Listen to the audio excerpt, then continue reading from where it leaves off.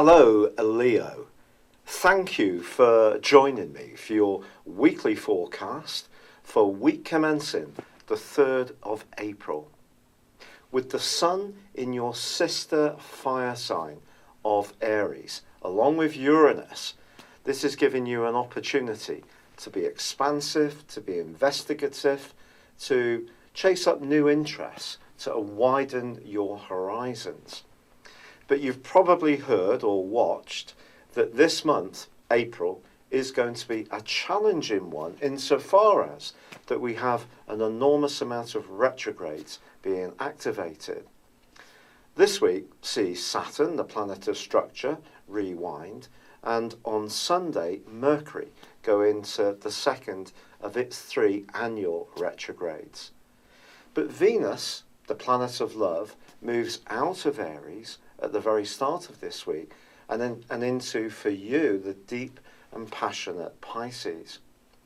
Now, Venus in this location through to the 15th, when she starts to go forwards, is actually potentially very positive for you because Venus loves being in Pisces, and it can be a time when you become more attuned to the more passionate side of your nature. If you're a business person or you're wanting to improve your financial lot, Venus working through this area can also be of help. But not only is Saturn going into a retrograde, it is going to be squaring up with Venus for the rest of the month. This is one of those aspects which is quite tricky. If we think about it, Venus is alluring. It's about attracting good things to us, whether it's the arts, fashion, fine foods, affection, or cash, whereas Saturn is very much the hard taskmaster of the Zodiac. And Saturn's in Sagittarius and has been for over 2 years, which is all about knowledge.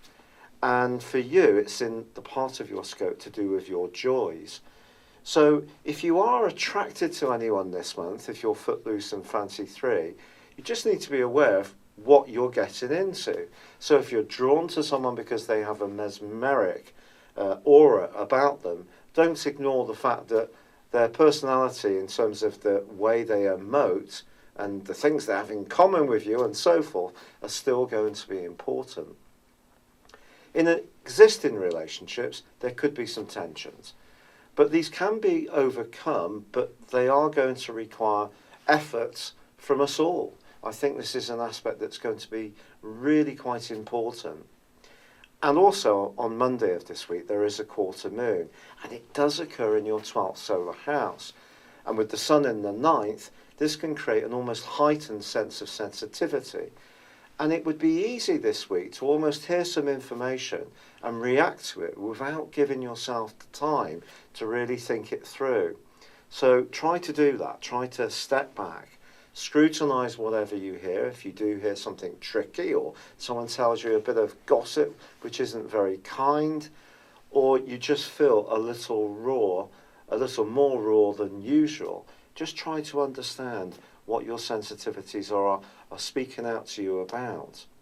With Mercury going into a retrograde, this is in the part of your scope that's to do with your ambitions, and Mars is in this area too.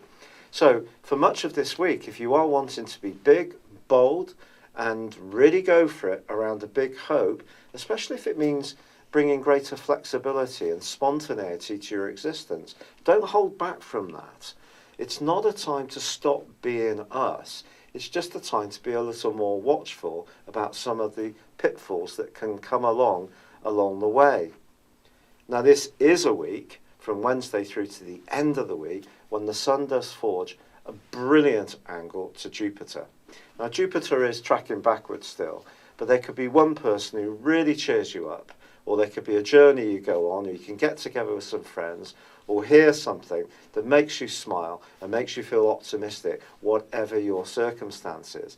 But it's also important, if you are discussing anything, not to overpromise, and it's better to almost under-promise and over-deliver.